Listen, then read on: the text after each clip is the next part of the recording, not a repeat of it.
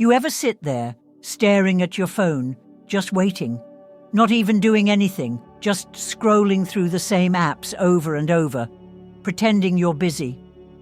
But deep down, you're just hoping they'll say something, anything, one message, one text, one "hey," something to prove they're still thinking about you, that you weren't just easy to forget. But instead, all you've got is silence, loud, painful silence, and that one memory, the moment they rejected you. God, it replays in your head like a damn broken record, right? Like no matter what you do, that scene is stuck on loop. The way they looked at you, the words they said, or worse, didn't say, the coldness in their voice. That moment you felt your stomach drop, and your heart. It just sank. And deep down, let's be real, you don't even want revenge. You're not trying to make them suffer.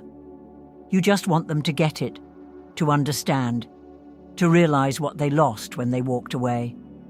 You want them to come back, not crawling, not desperate, but honest, raw, with that one thing you never thought you'd hear. I'm sorry. Not just words, but truth. From the part of them that knows they messed up. From the version of them that finally sees your worth. I get it. Because I've been there too. And let me tell you something real. Rejection? It hurts like hell. Not just because they left, but because of what it does to your head. It messes with your worth. With your identity. You start looking in the mirror differently. You start overthinking the smallest things. Was I not good enough? Did I say something wrong?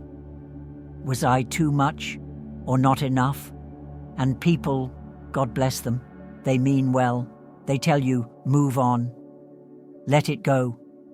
They're not worth it, but they don't get it.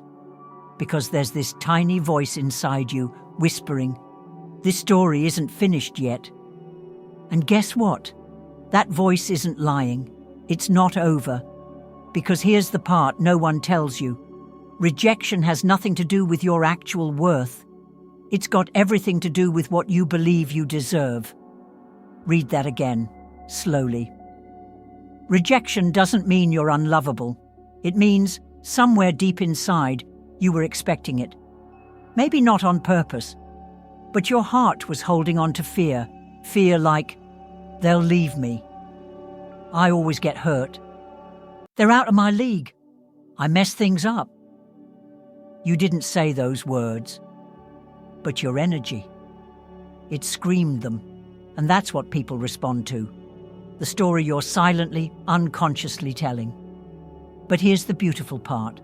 That story, you can change it. Right now, right here. You can rewrite the ending. Let me ask you this. If someone truly regrets walking away from you, how would they act? Think about it. Would they pretend like nothing happened? Would they just move on and laugh and live like it was no big deal? Would they ignore the ache in their chest when they hear your name? Hell no. They'd feel it. Like a weight. Like a deep, gnawing pull that doesn't go away. They'd hear a song and think of you. They'd reread old messages at 2 a.m. They'd stare at your name in their contacts, their thumb hovering over call. They'd rehearse what to say, over and over, just to make it right, because that kind of regret, it burns. So here's the thing. Stop waiting. Seriously, stop checking their stories. Stop stalking their feed. Stop hoping they'll see your worth when you're still sitting in the version of you that doubts it. Start becoming the version of you they can't stop thinking about. The version that radiates peace. That doesn't chase. That knows, truly knows. If they don't see my value, that's their loss. Because that's who they'll miss. That's the version that haunts them. Not the one begging for closure. Not the one questioning their worth. But the one who moved different. Who glowed differently. Who leveled up quietly. That's the version they'll dream about. That's the version they'll one day come back to, eyes full of regret, heart in their hands, and lips ready to finally say, "I'm sorry." And when that moment comes, you won't even need it. But damn, it'll feel good to hear. Close your eyes for a second. Really. Go on. Do it. Just for a moment. Now, picture them, walking up to you. Slow steps, hesitant, but you can feel it.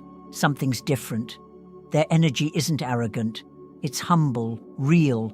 They look you in the eyes and say, "I messed up.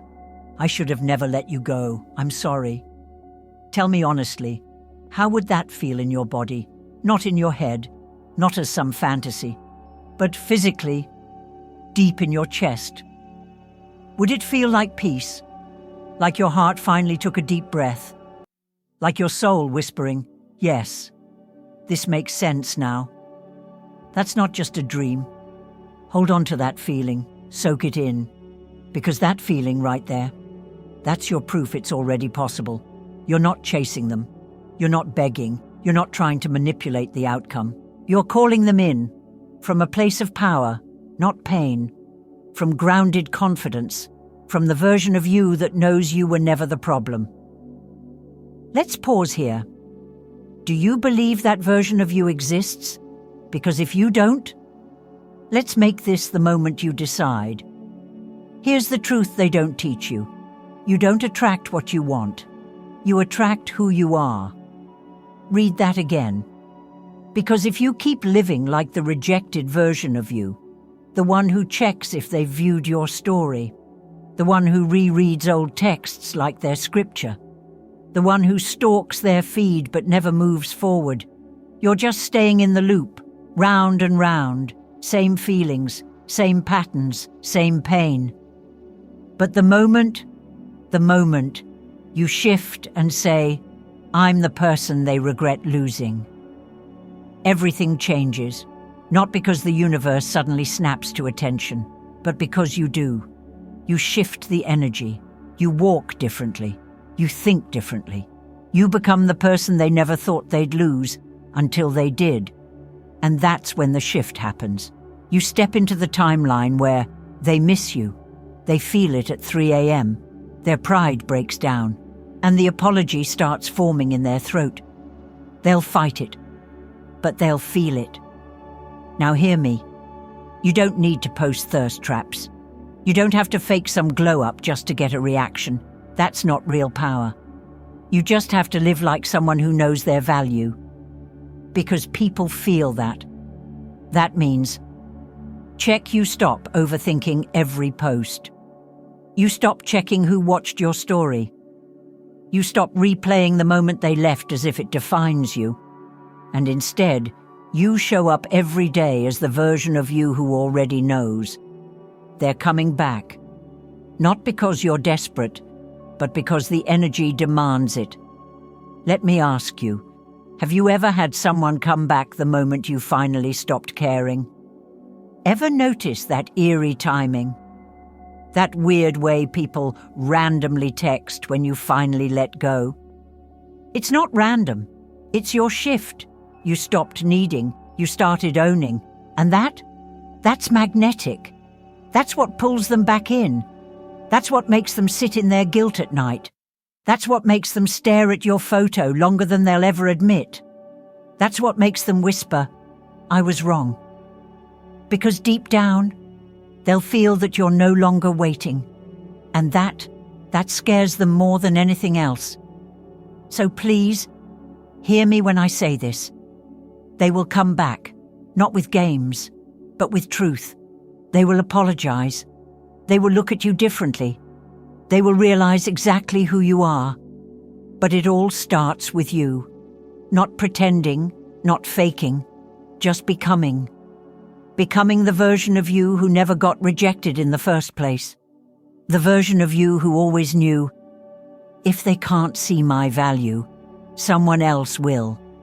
So if you want that energy shift to really lock in, like this video, not for me, but for you.